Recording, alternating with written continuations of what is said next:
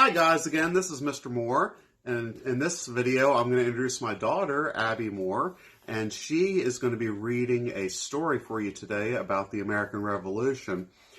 And she's also a 5th grade student in Cumberland, and I hope you enjoy. Here she is. Hi, so today I'm going to be reading the book The Secret Soldier, the story of Deborah Sampson by Anne McGovern. Chapter 1, Sent Away. Deborah's mom looked at her 5 sleeping children. She had not slept all night. In a few hours, the sun would come up. It would be a new day, the terrible day she would have to give her children away. Deborah's father had left home to sail in the seas to search for adventure. Now he was dead, drowned in a shipwreck at sea. Deborah's mother was sick and poor. She could no longer take care of her little ones. She touched the sleeping children one by one. Her hands stayed longest on Deborah's soft brown hair. You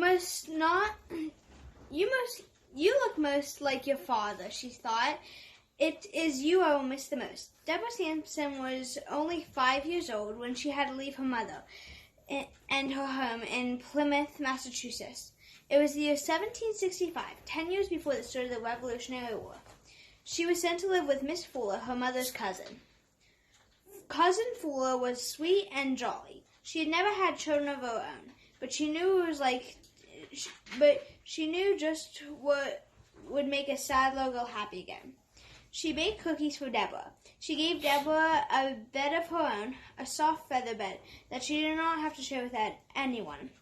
Deborah loved her kind cousin. Miss Fuller taught her how to spin and weave, and how to make bread. But best of all, there were wonderful hours of reading lessons. Deborah had learned the alphabet by heart. She learned to read quickly. For 3 years, Deborah was happy. Then one day, Miss Fuller became ill. 3 days later, she died. Deborah cried. Dear sweet cousin Fuller. She had been like a mother to Deborah. Deborah was now 8 years old and without a home. Her mother was still too sick to take care of her.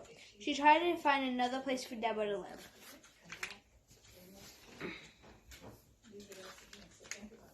The only person who would take Deborah was an 80-year-old Miss Thatcher, who lived in Middleborough. Miss Thatcher must be the oldest lady in the world, Deborah thought.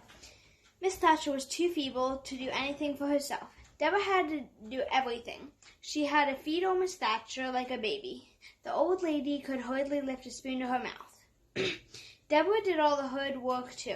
She carried heavy loads of wood for the fire. She kept the fire going and swept up the ashes. She washed the clothes and did all the cooking. Every day was like the other, full of hard work and loneliness. It was too much for an 8-year-old girl, but there was nothing else Deborah could do. That's how it was for a poor girl without anything to take care of her. If only I could see my mother, Deborah thought over and over. But her mother lived too far away, and besides, who would take care of Deborah there? Sometimes Deborah thought she did not have a friend in the whole world. She was wrong. The minister of Middleborough thought about Deborah often. He came to see how she was getting on. He saw the feeble old lady nodding her head by the fire. He saw Deborah growing taller and thinner and paler. The minister made a promise to himself. I will get this child out of here, he said. He kept his promise. Miss Thatcher was sent to live with relatives, and Deborah was sent to live with Deacon Thomas, his family in the same town of Middleborough. Thanks for tuning in. Come back for chapter 2 tomorrow. See ya.